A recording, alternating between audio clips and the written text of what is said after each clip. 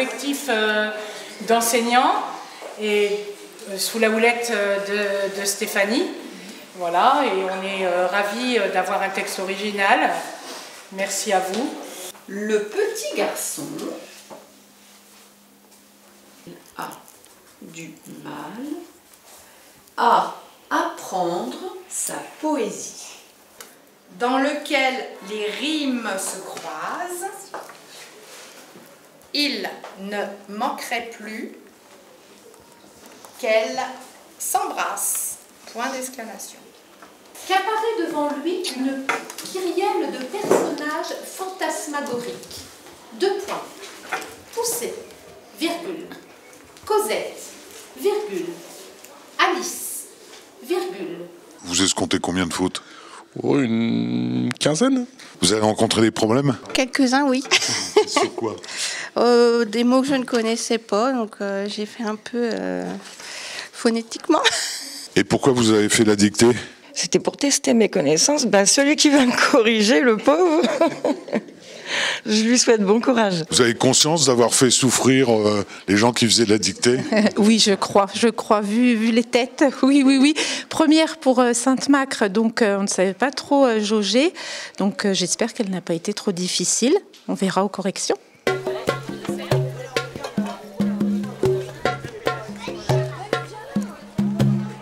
Bon, c'est un bon moment de faire le salon du livre à film. Un très bon moment. Salon du livre brocante que j'aime bien, que je fais déjà depuis un moment. Mais à cause du Covid, on a laissé passer 2 ou 3 ans.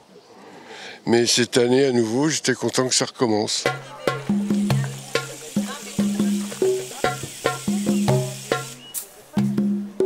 Quel est le principe du stand ici? C'est un stand pour les enfants qui viennent se promener à la fête du livre, un petit atelier manuel que nous proposons. Et l'idée, c'est qu'ils créent un livre dont ils sont le héros. Donc avec un appareil photo et des crayons et du papier, on arrive à faire des belles petites choses. Alors, quelle est leur part aux enfants de créativité là-dedans? Ils sont totalement libres. C'est-à-dire que nous, on est 3 animateurs, on est là pour les guider, leur donner un peu de crayon, puis les amuser aussi, mais après, ils font ce qu'ils veulent, quoi. On leur donne le cadre, après, ils ont une totale liberté sur leur création. Alors, voici un exemple, c'est mon amie Camille qui l'a fait. Donc, elle a donc collé sa photo en Polaroid à la fin du livre, et on a perforé toutes les pages pour permettre à son visage de se retrouver à chacune des pages. Et ensuite, elle a pu décorer les pages et raconter sa petite histoire. C'est l'ancêtre de la télé. Expérience. Voilà. On le met comme ça. Voilà. Et c'est un petit théâtre d'images. Et l'enfant est derrière et... Voilà. Suivre un fil d'Ariane ou tenir le taureau par les cornes ou ouvrir la boîte de Pandore. Il y en a certains qui ont calé. Et donc si vous voulez savoir ce que c'est ouvrir une boîte de Pandore, il faut venir sous le Tipeee. À la MJC, il y a une exposition qui n'est pas sur les livres, mais malgré tout, qui présente de belles pages photographiques. Donc c'est Pascal Ruffy. Ce qu'on voit autour de nous, là, c'est une véritable passion pour vous? Ah oui, tout à fait. C'est une passion depuis plusieurs années. Et puis, auparavant, j'étais banquier. J'ai travaillé pendant 35 ans dans une banque.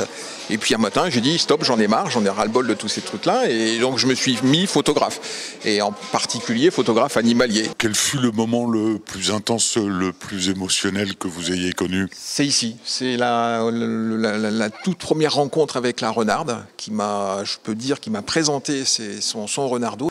Où là, ça a été magnifique puisque tous les matins, elle allait chasser et que lorsqu'elle revenait, elle passait à côté de moi, elle s'asseyait, je prenais mes photos et puis ensuite, elle allait simplement nourrir ses petits. Mais avant, elle avait ce rituel de venir me voir avant pour que je fasse mes photos. Le plus important, c'est l'observation, de voir où l'animal se trouve, à quelle heure il sort pour aller manger, tout simplement. Et puis ensuite, c'est d'essayer de comprendre l'animal, de connaître l'animal exactement. Et puis voilà quoi. Puis après, c'est beaucoup de patience. Je souhaite à tous déjà la bienvenue. Bienvenue Monsieur le maire, Madame la représentante de la communauté de communes et également à tous les auteurs qui sont là sous le chapiteau, les éditeurs, les illustrateurs, les représentants des métiers du livre. Nous sommes si heureux de vous retrouver et de nous retrouver. Les aléas de la pandémie nous ont fait reculer d'une année. Cette 14e édition de la Fête du Livre, mais l'an passé, nous avons pu maintenir malgré tout les rencontres scolaires avec des auteurs. C'est précieux. Les rencontres scolaires sont le cœur de notre projet. Aujourd'hui, à nouveau, nous pouvons ressortir les livres sur la place publique en toute simplicité, comme nous le faisons à FIM depuis 1984, sans chichi, dans l'esprit de l'éducation populaire qui nous anime depuis tant d'années. C'est important de rappeler ce qui nous motive inlassablement depuis 1984, parce que ce n'est pas qu'une journée, justement, mais un ancrage plus profond sur un travail pédagogique et éducatif avec les enseignants, les bibliothécaires, les animateurs du périscolaire, les accueils de loisirs. Parce que lire, ce n'est pas un enfermement, mais un accès à la liberté de penser, à l'imaginaire. Parce que lire donne les clés de compréhension du monde et amène à comprendre les autres. Parce que la culture et l'éducation populaire ne sont ni des gros mots, ni antagonistes. Parce que lire, c'est s'ouvrir à un monde autre. Et parce que donner le goût de lire, c'est l'affaire de tous et pas seulement de l'école. La ville de FIM, la communauté urbaine du Grand Reims, la région Grand Est, le département le savent aussi. C'est pourquoi ils nous soutiennent financièrement et nous les en remercions. Parce que nous y croyons encore, nous nous retrouverons tous ensemble pour cette belle journée de rencontre sur une fête du livre populaire qui rassemble la jeunesse, les familles, les adultes, chacun avec ses sensibilités, ses goûts, sa diversité dans un esprit positif, constructif, de partage et d'émotion. Alors je vais finir avec une citation de Leila Slimani. Le parfum des fleurs la nuit, c'est son livre. Elle nous dit « Écrire, c'est découvrir la liberté de s'inventer soi-même et d'inventer le monde. Belle journée de fête du livre à toutes et à tous. » Le livre, je suis tombé dedans quand j'étais petit. Je ne sais pas si vous voyez à quoi je fais allusion, mais voilà. Donc je ne peux qu'apprécier ce genre de manifestation. On a commencé de très bonne heure ensemble avec Monsieur Uderzo, parce qu'il faut le citer. Il y a eu le prix Idéfix. Et tout ça, ça s'est fait grâce à des gens quand même. Et ça s'est fait avec Monsieur Caff dès le départ. Ça s'est fait avec une personne que je n'ai pas encore aperçue, mais qu'il faut absolument nommer, c'est Madame Brigitte Sauvage. Qui a travaillé depuis le début sur cette fête du livre. Je suis ravi d'être là, ravi d'être sur cette estrade. D'habitude, je suis plutôt de l'autre côté. Après cette pandémie, vous en avez tous parlé, qui a été compliquée, mais on peut en tirer aussi, il faut chercher le côté positif. Donc nous sommes repartis pour pouvoir nous rencontrer, pour pouvoir partager tous notre amour du livre. Je vous rappelle que le livre, c'est quand même tout ce qu'on cherche à détruire quand on devient dans une société qui est totalitaire. À chaque fois, on essaye de les brûler, on essaye d'en faire ce qu'on veut. Pourquoi ? Parce que ça raconte l'histoire, ça raconte ce qui s'est passé, et ça donne matière à réfléchir. Voilà, c'est ce qu'il ne faut pas oublier. Sur un livre, on passe page par page, et ça donne matière à réfléchir et à s'interroger sur nos actes et sur nos engagements. Merci d'être là. Je vous invite tous, tu me permets, à boire le pot de l'amitié à l'intérieur de la MJC. Magnifique bâtiment. Donc merci et à bientôt.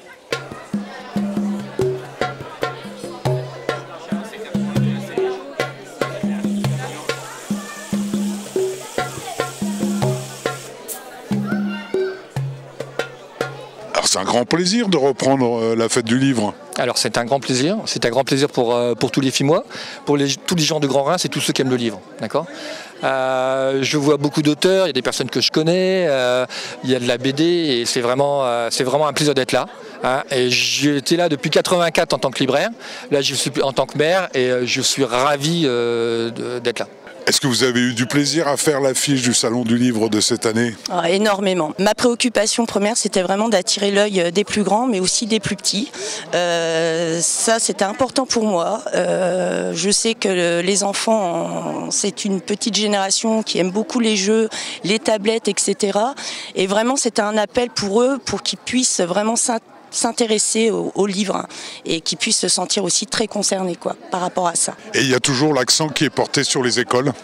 toujours l'accent porté sur les écoles. Pour moi, c'est essentiel. La société ne se bâtit que sur l'éducation des enfants. Et c'est comme ça qu'on apprend tout le respect, c'est comme ça que le corps enseignant peut combler le manque d'éducation qu'il peut y avoir dans différentes familles ou pas. C'est une façon de vivre ensemble, c'est d'apprendre à vivre ensemble, d'apprendre tout ce qu'on doit apprendre quand on est enfant pour pouvoir devenir une personne humaine et responsable. Qu'est-ce que vous présentez au Salon du Livre au titre de l'école? Eh bien, les œuvres de mes élèves qui se trouvent derrière moi. Donc vous avez ici des abécédaires de la mythologie créés par des élèves de 6e. Au-dessus, on peut voir les expositions des élèves de 3e. Ils ont lu Petit Pays de Gaël Faye. Et sur la gauche, des boîtes de lecture réalisées aussi par mes élèves de 6e. C'était intéressant comme travail à faire? Oui, moi j'ai bien aimé parce que j'aime bien les projets en groupe et ça change des évaluations écrites. Et puis de voir aujourd'hui le travail qui a été fait par la classe là, exposé au Salon du Livre, ça te fait plaisir?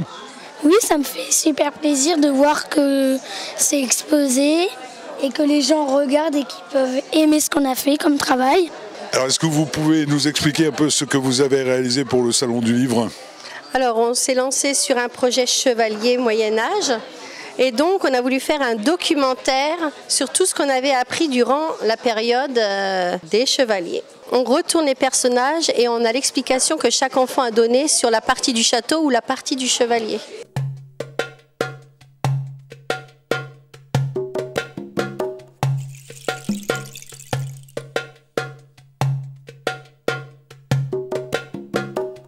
Une particularité de notre édition AFIM, c'est le salon du marque-page, salon du signé. Il n'y en a que très peu en France et des personnes qui sont là et qui exposent viennent de loin, y compris de Belgique et de différents départements de notre territoire. Quel est le principe du salon du signé alors? Alors simplement, on échange. On est tous des collectionneurs, on vient de loin. Moi, je viens de Belgique. Il y a des gens qui viennent de Montélimar, de Grenoble. Et on vient ici avec nos boîtes de signés. Donc, c'est les marque-pages qu'on reçoit gratuitement chez les libraires, à la médiathèque, enfin, dans plein d'endroits différents. Et donc, voilà, le but, c'est de les échanger. Donc, on les collectionne. Il y a des séries, il y a des salons aussi. Il y a des salons qui publient leurs signés. Et donc, le but, c'est de les échanger, quoi. Forcément, moi, dans ma région, j'en ai de la Foire du Livre de Bruxelles, qu'à Montélimar, on va peut-être pas trouver. Donc, ici, c'est l'occasion de se rencontrer, de les échanger. Alors, qu'est-ce que vous présentez au Salon du Livre cette année?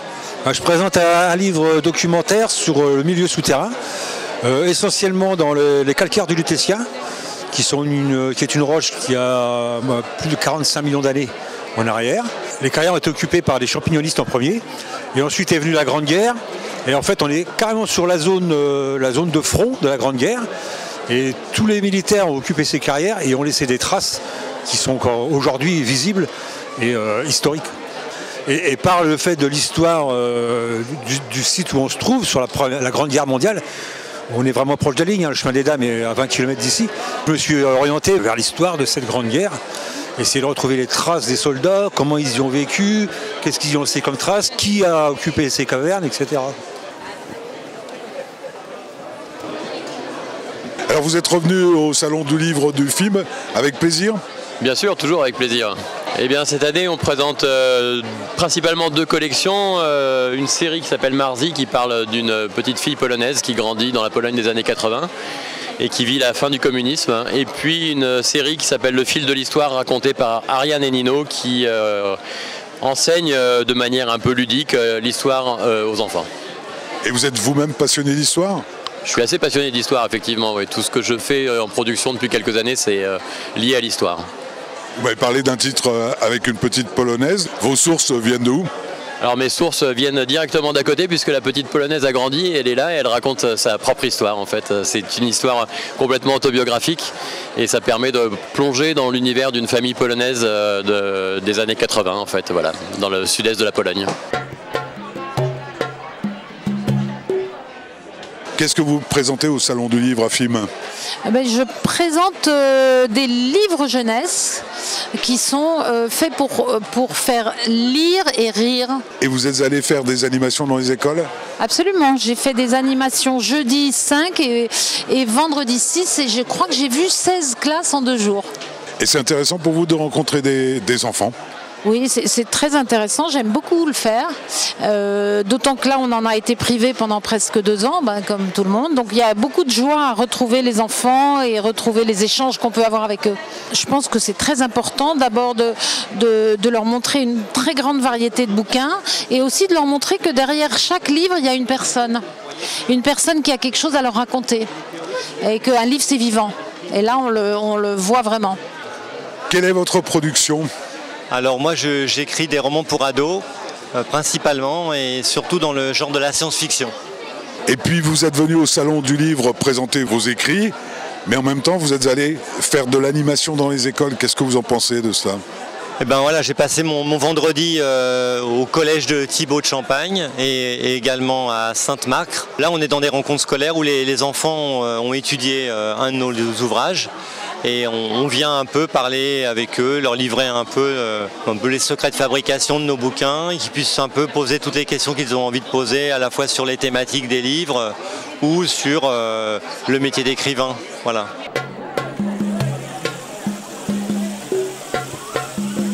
Qu'est-ce que vous présentez de nouveau cette année au Salon du Livre de FIM ?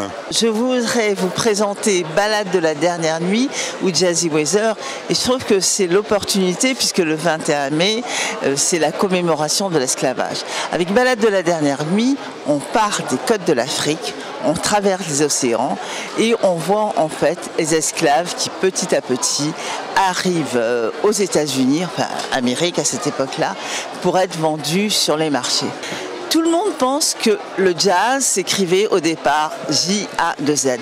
Faux, il s'écrivait J-A-S-S, qui signifie, je suis désolée, trou du cul, donc musique du trou du cul. Je me suis inspirée d'une histoire vraie, à savoir l'histoire de Oliver Johnson, batteur noir américain, qui a été assassiné dans le trou des Halles.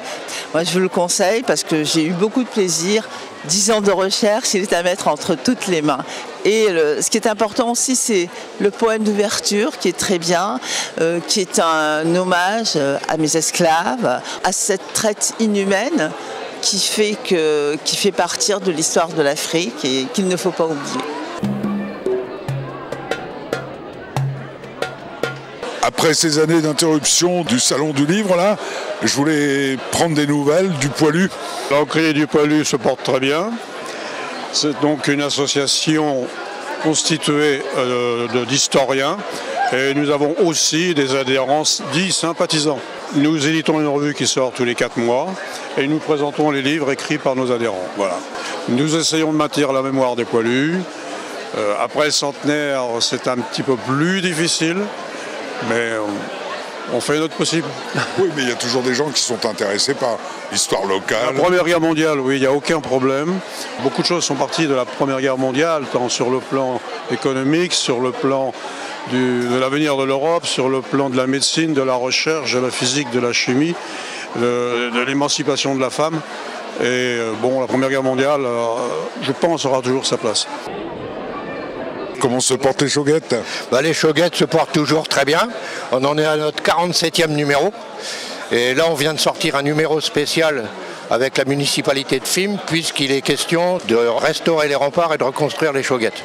Bon, les 2 années de Covid ne nous ont pas empêchés de travailler, puisque nos 4 numéros sont sortis normalement. On a récupéré aussi un ami qui est de l'Aisne, qui connaît très bien la vallée de l'Aisne, qui a écrit d'ailleurs un excellent ouvrage à partir de cartes postales. Non, ça tourne. Alors, on peut dire que vous êtes les régionaux de l'étape ici. Ah ouais. Parce que non seulement on écrit sur la ville de Fismes, l'histoire de Fismes, mais sur les environs pareil. D'autre part, avec Madame Rome, on fait partie maintenant du musée de France 40 véhicules et on a plein de projets sur la Première Guerre mondiale, surtout au niveau des Américains qui sont venus combattre à Fismes.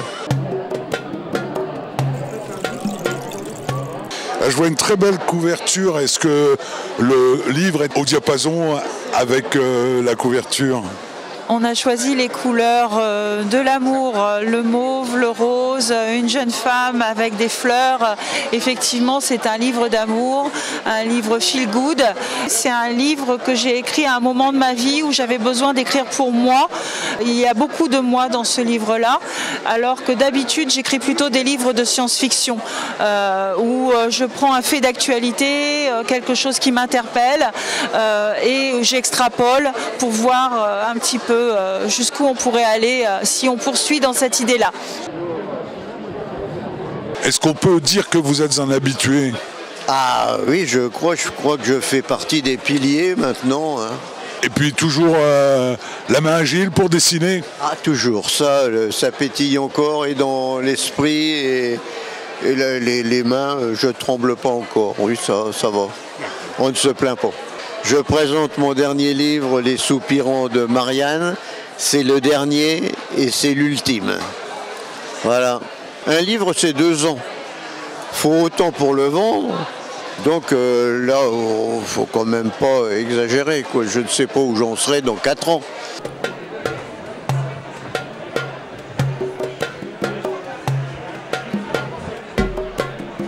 Est-ce que vous pouvez nous décrire votre activité? Alors donc moi je suis illustratrice et particulièrement autour de la linogravure. Donc c'est une technique de gravure où je viens graver dans des plaques de linoléum et ensuite je fais des impressions. Et ça permet que chaque impression soit unique en fonction de l'encre, de l'impression. Et donc je fais aussi des petites éditions, plusieurs formats. Par exemple, parfois je crée du papier recyclé pour imprimer dessus. Voilà, c'est assez complet. Et après je fais aussi beaucoup d'ateliers dans les écoles, les établissements.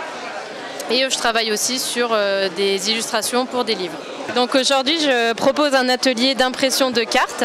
Donc les gens peuvent venir imprimer une carte et un petit texte et repartir avec.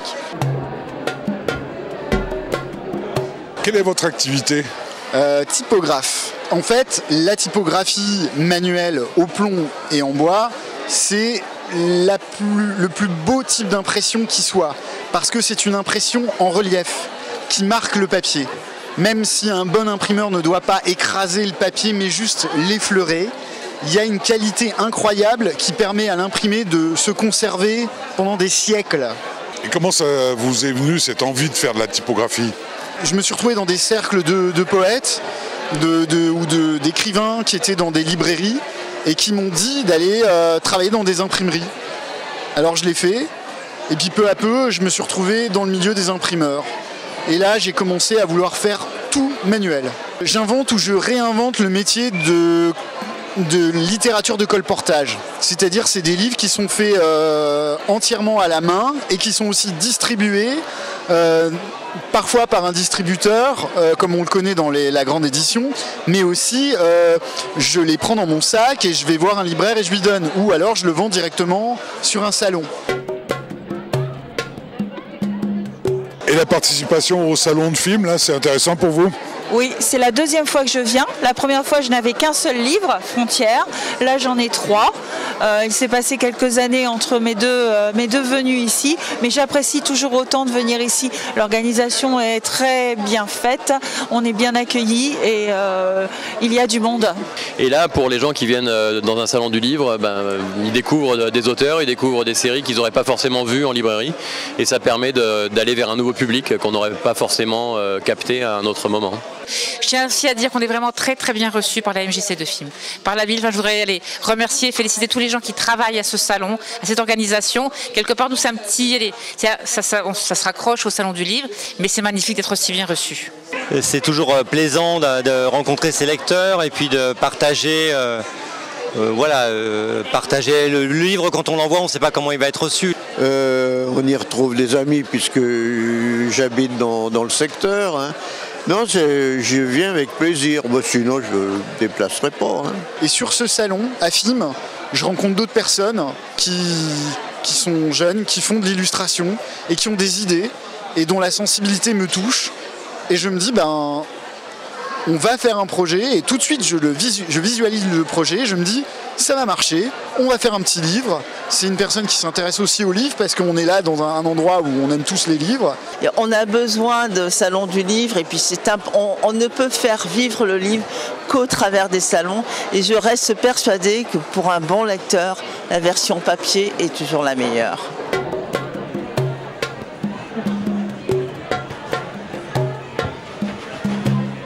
Vous êtes né dans les livres, donc une journée comme ça, c'est magnifique pour vous. Magnifique pour moi. Voilà, je suis magnifique. Moi, mon père était libraire. J'ai fait mes études, je travaille ailleurs. Je suis revenu, j'ai repris la librairie. Mais voilà, on a tous des souvenirs d'albums quand on était enfant, voilà, pour moi, c'est une fête et j'espère qu'elle va durer très très longtemps. Est-ce que vous atteignez vos objectifs avec ce salon cette année?